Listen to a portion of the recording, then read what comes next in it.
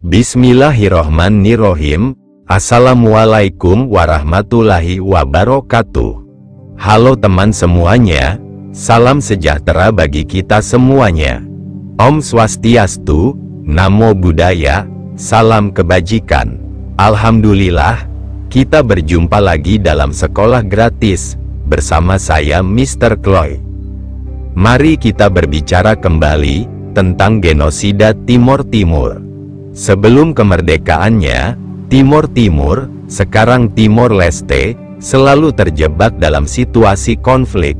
Konflik-konflik seperti ini membuat Timor Timur sulit untuk melepaskan dirinya dari kemiskinan dan keresahan, kekacauan politik, sampai akhirnya pergolakan internal tersebut membawa kemerdekaan kepada negeri bekas provinsi ke-27 Indonesia itu. Ada 4 faktor yang terlibat dalam konflik di Timor Timur sebelum kemerdekaannya dari Indonesia. Mereka adalah Timor Timur sendiri, Indonesia, Portugal, dan Australia. Insiden di Santa Cruz dan Leticia semakin memprovokasi rakyat Timor Timur untuk berjuang demi kemerdekaannya, sampai kemerdekaan itu akhirnya datang di tahun 1999. Selain 2 insiden tadi, terdapat 4 faktor yang mendasari mengapa rakyat Timor Timur berjuang demi kemerdekaannya. Faktor-faktor tersebut adalah kemiskinan, keragaman etnis, sistem politik yang represif, dan degradasi sumber daya. Tulisan ini akan menganalisa 4 faktor tersebut sebagai penyebab kemerdekaan Timor Timur. Presiden terpilih Prabowo Subianto menjadi salah satu referensi studi terkait genosida oleh salah satu universitas top dunia, Yale University. Dalam situs program studi genosida, nama capres yang memenangkan pemilu 2024 itu terpampang. Identitas Prabowo Subianto cukup jelas, baik mengenai tanggal lahirnya pada tanggal 17 Oktober tahun 1951 hingga nama sang ayah, Profesor Sumitro Joyohadikusumo, begitu juga statusnya yang pernah menjadi menantu Presiden kedua Indonesia, Soeharto. Selain itu, Yale University juga membeberkan dugaan tindak kekerasan yang dilakukan Prabowo Subianto. Kasus yang mereka gunakan adalah apa yang terjadi di Timor Timur pada 1991. Sebenarnya bagaimana sejarah benar genosida Timor Timur?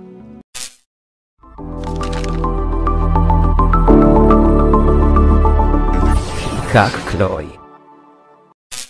Genosida Timor Leste atau genosida Timor Timur mengacu kepada serangkaian tindakan terorisme negara yang dilancarkan oleh pemerintahan Orde Baru sepanjang masa invasi dan pendudukan Indonesia di Timor Leste. Sejumlah studi mengkategorikan pembunuhan yang dilakukan di Timor Leste sebagai genosida, sementara sejumlah cendekia memperdebatkan sejumlah aspek terkait definisinya. Serbuan awal, sejak awal penyerbuan pada Agustus tahun 1975 dan seterusnya, Angkatan Bersenjata Republik Indonesia terlibat dalam pembunuhan massal warga sipil Timor Leste. Pada awal masa pendudukan, Radio Fretilin menyiarkan pernyataan berikut ini, tentara Indonesia membunuh tanpa ampun, perempuan dan anak-anak ditembak di jalanan. Kita semua akan dibunuh. Ini adalah permohonan bantuan internasional. Tolong lakukan sesuatu agar penyerbuan ini berhenti. Seorang pengungsi asal Timor menyaksikan pemberontakan dan pembunuhan berdarah dingin terhadap perempuan dan anak-anak dan pemilik toko Tionghoa. Uskup Dili saat itu, Martinho da Costa Lopez, mengatakan, para tentara yang mendarat mulai membunuh semua orang yang mereka jumpai. Ada banyak tubuh bergelimpangan di jalanan, di mana-mana kami hanya melihat tentara sedang membunuh. Dalam satu insiden, sekitar 50 laki-laki, perempuan, dan anak-anak termasuk wartawan lepas asal Australia Roger East, dibariskan menghadap tebing di luar kota Dili dan ditembak. Semua jasad jatuh ke laut. Banyak pembantaian terjadi di Dili. Saksi disuruh melihat dan menghitung keras-keras setiap kali ada orang yang dieksekusi. Kurang lebih 2.000 penduduk Timor dibantai pada 2 hari pertama penyerbuan Dili. Selain pendukung Fretilin, pendatang Tionghoa juga dieksekusi. 500 orang dibunuh pada hari pertama. Pembunuhan massal berlanjut tanpa henti ketika militer Indonesia memasuki daerah pegunungan Timor Leste yang dikuasai Fretilin. Seorang pemandu asal Timor yang bekerja untuk perwira senior Indonesia memberitahu mantan konsul Australia untuk Timor Portugis, James Dunn, bahwa pada bulan-bulan pertama pertempuran, TNI membunuh sebagian besar orang Timor yang mereka temui. Pada Februari tahun 1976, setelah menguasai desa Aile di selatan Dili dan memukul mundur pasukan Fretilin. Hai teman semuanya, berjumpa lagi bersama Mr. Chloe. Senang hati dan penuh rasa syukur untuk bisa belajar bersama dan tumbuh bersama, sekaligus masih bisa membahas segala hal yang ada dalam kehidupan di dunia ini. Tentara Indonesia menembaki sebagian besar penduduk desa. Konon menembak semua orang di atas usia 3 tahun. Anak-anak kecil yang dibiarkan hidup dibawa ke Dili menggunakan truk. Ketika Aile jatuh ke tangan TNI, jumlah penduduknya sekitar 5.000 jiwa. Ketika pekerja sosial Indonesia mengunjungi Aile bulan September tahun 1976, jumlah penduduknya tinggal 1.000 jiwa. Pada Juni tahun 1976, TNI yang terpukul oleh serangan Fretilin melancarkan balas dendam terhadap kamp pengungsi besar yang dihuni 5.000 sampai 6.000 orang Timor di Lamaknan, dekat perbatasan Timor Barat. Setelah membakar beberapa rumah, tentara Indonesia membantai kurang lebih 2.000 laki-laki, perempuan, dan anak-anak. Pada Maret tahun 1977, mantan konsul Australia, James Dunn, menerbitkan laporan yang merincikan tuduhan militer Indonesia telah membunuh antara 50.000 sampai 100.000 warga sipil Timor Leste sejak Desember tahun 1975. Jumlah ini konsisten dengan pernyataan pemimpin UDT, Lopez da Cruz, pada tanggal 13 Februari tahun 1976 bahwa 60.000 warga Timor Leste tewas sepanjang Perang Saudara 6 bulan sebelumnya dan 55.000 orang tewas pada 2 bulan pertama penyerbuan oleh Indonesia. Perwakilan pekerja sosial Indonesia di Timor Leste membenarkan jumlah tersebut. Laporan Gereja Katolik pada akhir 1976 juga memperkirakan jumlah korban tewas antara 60.000 sampai 100.000 jiwa. Angka ini juga diperkuat oleh statistik pemerintah Indonesia. Dalam wawancara tanggal 5 April tahun 1977 dengan Sydney Morning Herald, Menteri Luar Negeri Adam Malik mengatakan bahwa jumlah korban tewas sebanyak 50.000 jiwa atau mungkin 80.000 jiwa. Pemerintah Indonesia mengklaim bahwa aneksasi Timor Leste bertujuan mewujudkan persatuan anti-kolonialisme. Buku panduan Departemen Luar Negeri Indonesia tahun 1977, Decolonization in East Timor, menghormati hak penentuan nasib sendiri yang sakral, dan mengakui Apodeti sebagai perwakilan mayoritas rakyat Timor Leste yang sesungguhnya. Deplu mengklaim bahwa Fretilin populer karena sering mengancam, memeras, dan meneror. Menteri Luar Negeri Indonesia, Ali Alatas, menegaskan kembali sikap tersebut dalam memoir tahun 2006 yang berjudul The Pebble in the Shoe, The Diplomatic Struggle for East Timor. Menurut pemerintah Indonesia, pembagian pulau menjadi timur dan barat, disebabkan oleh penindasan kolonial oleh kekuatan imperial Portugal dan Belanda. Karena itu, menurut pemerintah Indonesia, aneksasi provinsi ke-27 adalah salah satu langkah untuk mempersatukan Kepulauan Nusantara yang telah dimulai sejak 1904-an. Relokasi dan kelaparan paksa, karena ladang pertanian rusak, banyak warga sipil yang terpaksa turun gunung dan menyerah kepada TNI. Setelah mereka turun ke dataran rendah untuk menyerah, biasanya mereka langsung dieksekusi. Warga yang tidak dieksekusi dibawa ke kamp transit yang dibangun jauh-jauh hari. Kamp-kamp ini terletak dekat pangkalan militer daerah. TNI menyaring penduduk untuk menemukan anggota pemberontak, biasanya dibantu kolaborator asal Timor. Di kamp-kamp transit ini, warga sipil yang menyerah dicatat dan diinterogasi. Orang-orang yang diduga anggota pemberontak ditahan dan dibunuh. Kamp ini umumnya terdiri atas bangunan jerami tanpa toilet. Selain itu, militer Indonesia melarang Palang Merah mengirim bantuan kemanusiaan. Para tahanan juga tidak mendapat layanan kesehatan. Akibatnya, banyak orang Timor lemah karena lapar dan diberi jatah makanan yang sangat sedikit, meninggal karena kekurangan gizi, kolera, diare, dan tuberkulosis. Pada akhir 1979, sekitar 300.000 sampai 370.000 orang Timor pernah ditahan di kamp ini.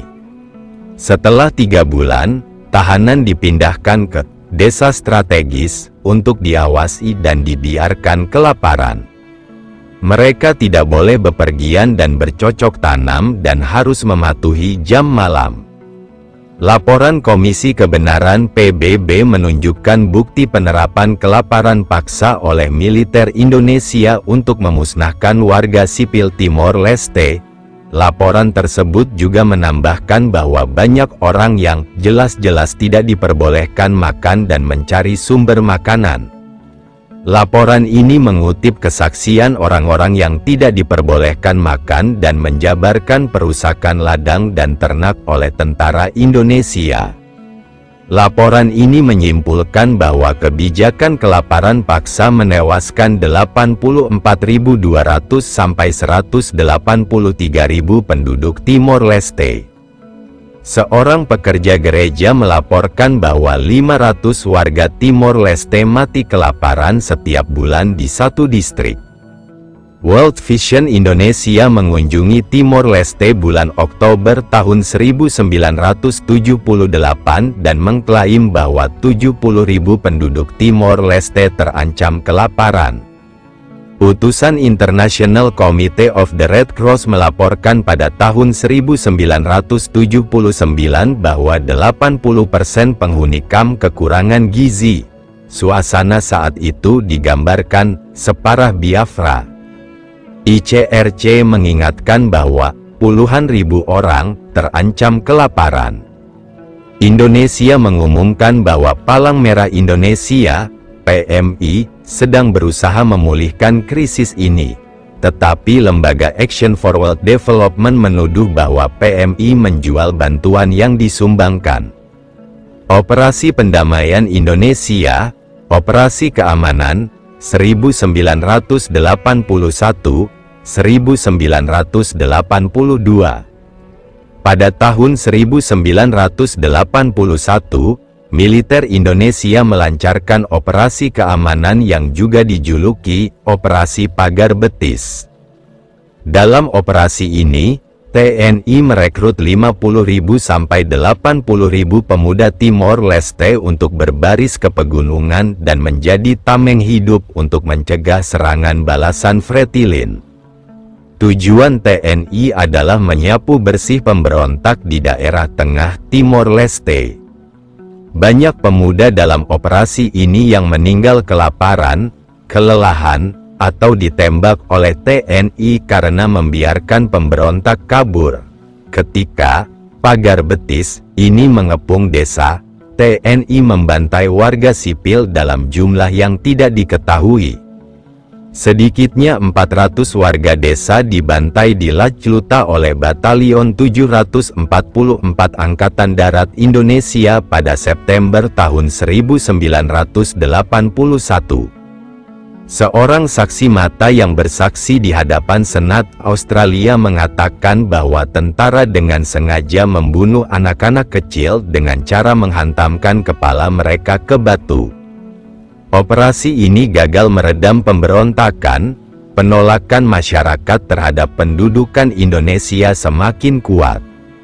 Ketika tentara Fretilin di pegunungan melanjutkan serangan sporadisnya, pasukan Indonesia melancarkan serangkaian operasi untuk meredamnya selama 10 tahun berikutnya. Sementara itu, di berbagai kota dan desa, gerakan pemberontakan damai, pasif, mulai terbentuk. Operasi Sapu Bersih, 1983. Gagalnya rangkaian operasi kontra pemberontak memaksa petinggi militer Indonesia memerintahkan Komandan Resor Militer Dili, Kolonel Purwanto, merintis dialog perdamaian dengan Komandan Fretilin, Sanana Gusmao, di wilayah yang dikendalikan Fretilin pada Maret tahun 1983. Ketika Sanana menginginkan agar Portugal dan PBB dilibatkan dalam dialog ini, Komandan TNI Beni Murdani membatalkan gencatan senjata dengan mengumumkan serangan kontra pemberontak baru bernama Operasi Sapu Bersih. Pada Agustus tahun 1983, ia mengatakan, "Tidak boleh main-main lagi. Kali ini kita akan memusnahkan mereka tanpa ampun." Batalnya gencatan senjata diikuti oleh gelombang pembantaian, eksekusi di tempat, dan penghilangan baru oleh militer Indonesia. Pada Agustus tahun 1983, 200 orang dibakar hidup-hidup di desa Kreras, 500 orang lainnya dibunuh di sungai di daerah itu. Pada Agustus hingga Desember tahun 1983, Amnesty International mencatat pengangkapan dan penghilangan lebih dari 600 orang di ibu kota. Kerabat diberitahu oleh TNI bahwa orang-orang yang menghilang dibawa ke Bali. Orang-orang yang diduga menolak integrasi biasanya ditangkap dan disiksa. Pada tahun 1983, Amnesty International merilis buku panduan militer Indonesia yang diperoleh di Timor Leste. Buku tersebut mengajarkan cara memancing kegelisahan fisik dan mental dan mewanti-anti tentara untuk tidak mengambil foto yang menampilkan penyiksaan terhadap seseorang yang disetrum, ditelanjangi, dan lain-lain. Dalam memoir tahun 1997, East Timor's Unfinished Struggle, Inside the Timorese Resistance, Constancio Pinto menggambarkan penyiksaannya oleh tentara Indonesia. Untuk setiap pertanyaan, wajah saya ditonjok 2 atau 3 kali.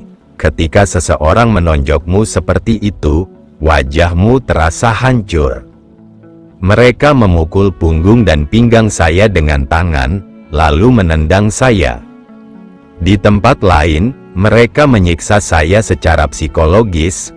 Mereka tidak memukul, tetapi benar-benar mengancam akan membunuh saya.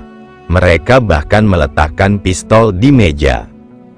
Dalam buku Michele Turner yang berjudul Telling East Timor, Personal Testimonies tahun 1942 sampai tahun 1992, seorang perempuan bernama Fatima menggambarkan penyiksaan di sebuah penjara di Dili. Mereka memaksa tahanan duduk di kursi, tetapi kursinya menindih jempol kaki mereka. Gila memang, para tentara mengencingi makanan dan mengaduk-aduknya sebelum diserahkan kepada tahanan. Mereka menyetrum tahanan menggunakan mesin listrik. Kekerasan terhadap perempuan oleh militer Indonesia di Timor Leste sangat banyak dan terdokumentasikan dengan baik. Selain mengalami penangkapan sepihak, penyiksaan, dan eksekusi tanpa pengadilan, perempuan-perempuan ini diperkosa dan dilecehkan secara seksual, kadang hanya karena memiliki hubungan dengan seorang aktivis kemerdekaan. Lingkup persoalannya sulit ditentukan karena militer sangat berkuasa saat pendudukan Timor Leste ditambah rasa malu yang dialami korban. Dalam laporan kekerasan terhadap perempuan di Indonesia dan Timor Leste tahun 1995, Amnesty International USA menulis, para perempuan enggan menyampaikan informasi tentang pemerkosaan dan pelecehan seksual kepada lembaga swadaya masyarakat ataupun melaporkan pelanggaran kepada militer atau polisi. Kekerasan terhadap perempuan juga terjadi dalam bentuk perundungan, intimidasi, dan pernikahan paksa. Laporan Amnesty mencantumkan kasus seorang perempuan yang dipaksa tinggal bersama seorang komandan di Baojau, kemudian dilecehkan setiap hari oleh tentara setelah dibebaskan. Pernikahan seperti ini lumrah pada masa pendudukan di Timor Leste. Sejumlah perempuan juga didorong mengikuti prosedur sterilisasi. Beberapa di antaranya dipaksa menelan obat kontraseptif Depo-Provera dan tidak diberitahu kegunaannya. Pada tahun 1999, Rebecca Winter menerbitkan buku berjudul Bui Bere, Voice of East Timorese Woman yang menceritakan kisah-kisah pribadi tentang kekerasan dan pelecehan sejak hari-hari pertama pendudukan di Timor Leste. Seorang perempuan mengaku diinterogasi dalam keadaan setengah telanjang, disiksa, dilecehkan, dan diancam akan dibunuh. Seorang perempuan lain mengaku kaki dan tangannya dirantai, diperkosa berkali-kali, dan diinterogasi selama beberapa pekan. Seorang perempuan yang menyiapkan makanan untuk pemberontak Fretilin ditangkap, disundut rokok, disetrum, dan dipaksa berjalan telanjang melewati kumpulan tentara dan disuruh masuk tank yang dipenuhi air kencing dan kotoran manusia. Pembantaian Santa Cruz pada misa pemakaman tanggal 12 November tahun 1991, untuk mengenang seorang pemuda pro-kemerdekaan ditembak oleh tentara Indonesia, pengunjuk rasa di tengah kerumunan berjumlah 2.500 orang membentangkan bendera dan panji Fretilin dengan slogan pro-kemerdekaan dan meneriakkan yel-yel dengan damai. Usai konfrontasi singkat antara tentara Indonesia dan pengunjuk rasa, 200 tentara Indonesia melepaskan tembakan ke kerumunan dan menewaskan sedikitnya 200 warga Timor Leste. Kesaksian warga asing di pemakaman tersebut segera diliput oleh organisasi berita internasional. Rekaman pembantaian disiarkan dan memancing kemarahan di seluruh dunia. Menanggapi pembantaian ini, aktivis di seluruh dunia bersimpati dengan rakyat Timor Leste. Mereka menuntut penentuan nasib sendiri di Timor Leste. TAPOL, organisasi Britania Raya yang dibentuk tahun 1972 untuk mendukung demokrasi di Indonesia, mengalihkan fokus aktivitasnya ke Timor Leste. Di Amerika Serikat, East Timor Action Network, kini East Timor and Indonesia Action Network, didirikan dan memiliki cabang di 10 kota di sana. Kelompok solidaritas lain juga didirikan di Portugal, Australia, Jepang, Jerman, Malaysia, Irlandia, dan Brasil. Liputan pembantaian ini menjadi contoh bagaimana pertumbuhan media baru di Indonesia mempersulit Orde Baru mengontrol arus informasi ke dalam dan luar Indonesia. Selain itu, pada era pasca Perang Dingin tahun 1990-an, pemerintah Indonesia menjadi sorotan dunia internasional. Sejumlah perkumpulan mahasiswa pro-demokrasi beserta majalah secara terbuka dan kritis membahas Timor Leste, Orde Baru, serta sejarah dan masa depan Indonesia. Kecaman keras terhadap militer Indonesia berdatangan, tidak hanya dari komunitas internasional, tetapi juga para petinggi pemerintahan Indonesia. Pembantaian ini mengakhiri penyerbuan Indonesia di Timor Leste tahun 1989, gelombang penindasan baru pun dimulai. Warau dipecat dan pendekatannya yang lebih lunak kepada pemberontak Timor ditolak oleh atasannya. Para terduga simpatisan Fretilin ditangkap, pelanggaran HAM meroket, dan larangan wartawan asing diberlakukan kembali. Penduduk Timor semakin benci dengan kehadiran militer Indonesia di daerahnya. Kopassus Grup 3 pimpinan Mayor Jenderal Prabowo melatih geng-geng militer berjaket hitam untuk meredam sisa-sisa pemberontakan. Jumlah korban tewas pastinya sulit ditentukan. Laporan Komisi Pengakuan, Kebenaran, dan Rekonsiliasi di Timor Leste, CAVR, PBB memperkirakan jumlah minimal korban tewas terkait konflik mencapai 102.800, tanda kurang lebih 12.000 jiwa. Dari angka tersebut, kurang lebih 18.600, tanda kurang lebih 1.000, diantaranya dibunuh atau menghilang dan kurang lebih 84.000, tanda kurang lebih 11.000, orang lainnya meninggal akibat kelaparan atau penyakit, melebihi angka kematian pada masa damai. Angka ini merupakan perkiraan konservatif minimal yang disebut sebagai temuan utama ilmiah oleh CAVR. Laporan ini tidak mencantumkan batas atas, tetapi CAVR berspekulasi bahwa total korban tewas akibat kelaparan dan penyakit yang dipicu konflik bisa mencapai 183.000 jiwa. Komisi Kebenaran menetapkan TNI sebagai pihak yang bertanggung jawab atas 70% kasus pembunuhan pada masa konflik di Timor Leste. Ben Kiernan mengatakan bahwa angka 150.000 jiwa mendekati jumlah korban tewas yang sesungguhnya, tetapi peneliti lain juga memperkirakan 200.000 jiwa atau lebih. Center for Defense Information juga memperkirakan hampir 150.000 orang tewas. Pada tahun 1974, Gereja Katolik memperkirakan jumlah penduduk Timor Leste sebanyak 688.711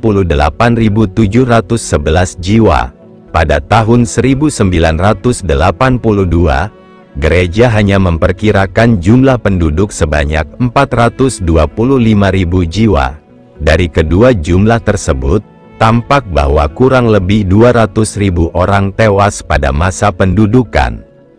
Angka ini digunakan oleh laporan berita di seluruh dunia. Sumber-sumber lain seperti Amnesty International dan Human Rights Watch juga membenarkan angka korban tewas sebanyak 200.000 jiwa.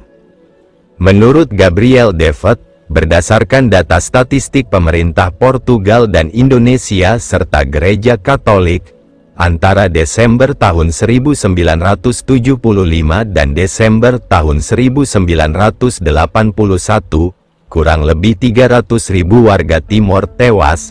Jumlah ini mewakili 44% populasi Timor Leste pra-invasi.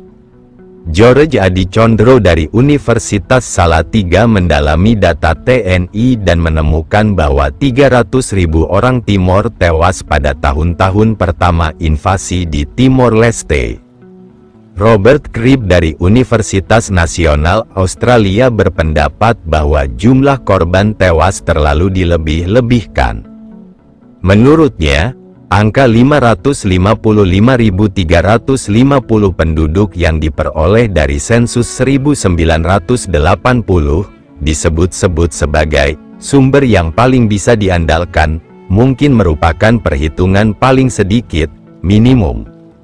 Ia menulis, perlu diketahui bahwa ratusan ribu orang Timor Leste menghilang semasa kekerasan September tahun 1999, lalu muncul kembali.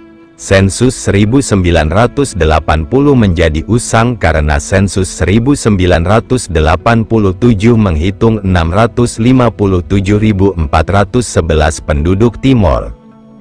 Angka tersebut memerlukan pertumbuhan sebesar 2,5% per tahun, nyaris identik dengan tingkat pertumbuhan yang sangat tinggi di Timor Leste sejak 1970 sampai 1975.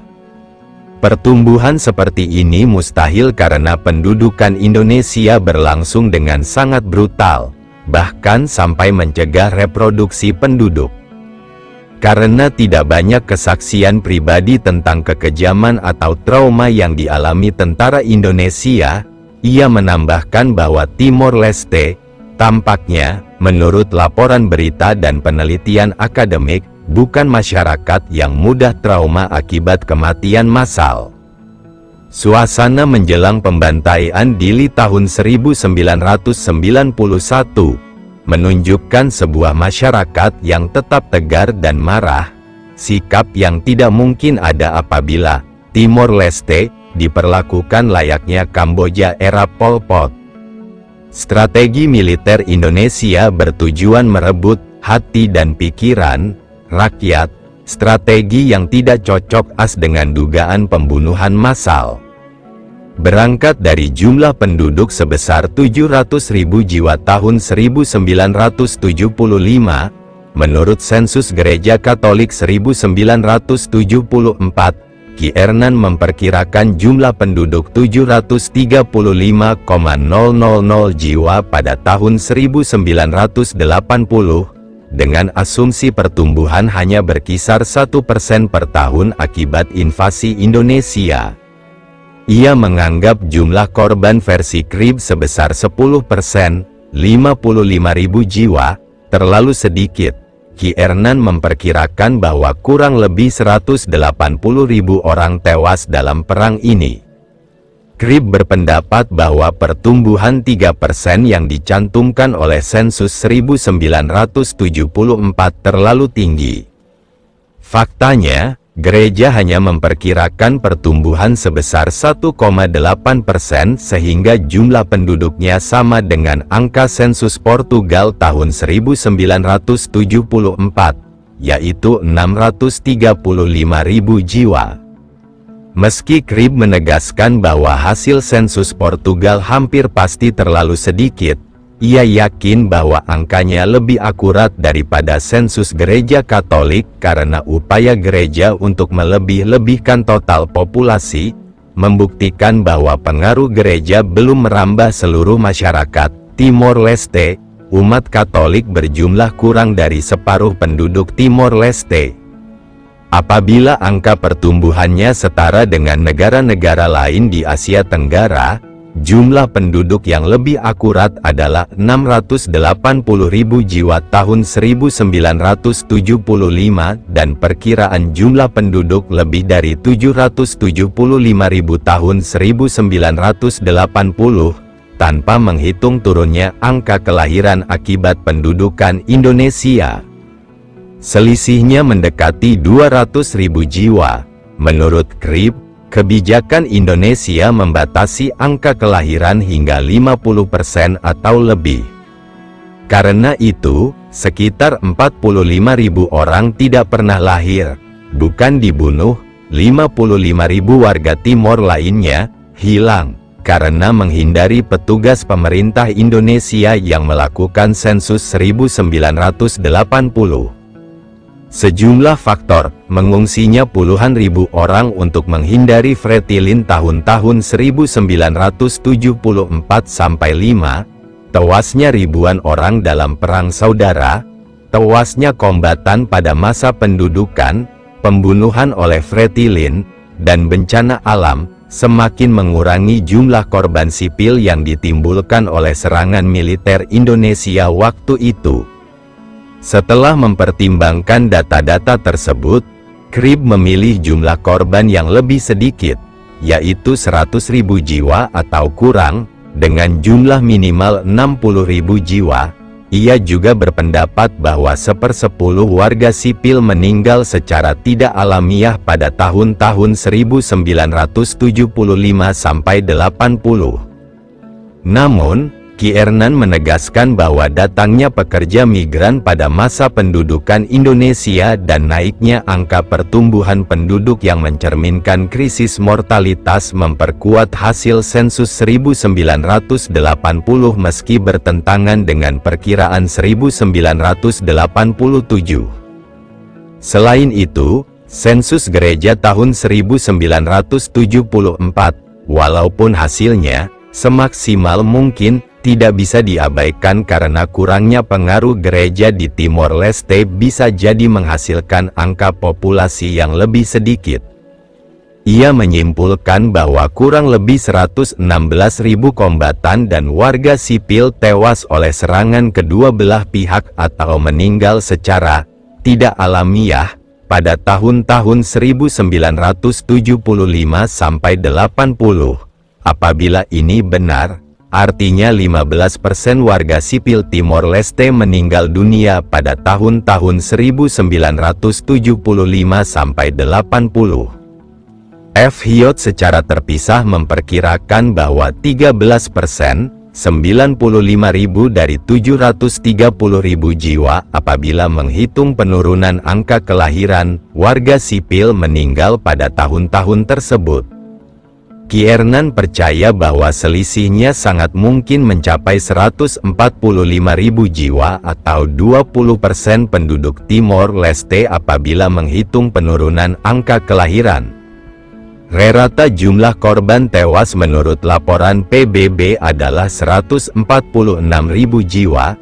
R.J. Rummel, analis pembunuhan politis, memperkirakan 150.000 orang tewas. Banyak pengamat yang menggolongkan aksi militer Indonesia di Timor Leste sebagai contoh genosida. Rapat akademisi Oxford menetapkan bahwa peristiwa ini adalah genosida dan Universitas Yale mengajarkan peristiwa ini dalam program studi kajian genosida. Dalam kajian makna hukum kata genosida, serta kesesuaiannya untuk menyebut pendudukan di Timor Leste, pakar hukum Ben Saul mengatakan bahwa karena tidak ada kelompok yang diakui oleh hukum internasional yang menjadi target militer Indonesia, peristiwa ini tidak bisa disebut genosida.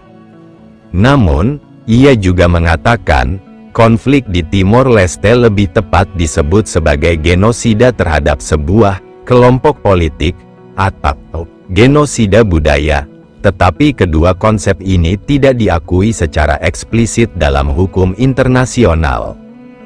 Pendudukan di Timor Leste disejajarkan dengan pembantaian oleh Khmer Merah, Perang Yugoslavia, dan genosida Rwanda. Jumlah korban tewas dari pihak Indonesia terdokumentasikan secara akurat. Nama-nama 2.300-an tentara Indonesia dan milisi pro-Indonesia yang meninggal dalam tugas dan meninggal akibat penyakit dan kecelakaan pada masa pendudukan dipahat di Monumen Seroja di Markas TNI, Cilangkap, Jakarta Selatan. Terima kasih teman semuanya, sudah mau membaca dan belajar bersama. Wassalamualaikum warahmatullahi wabarakatuh.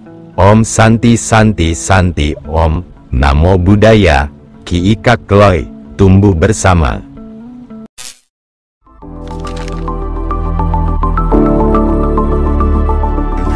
Ika Kloy.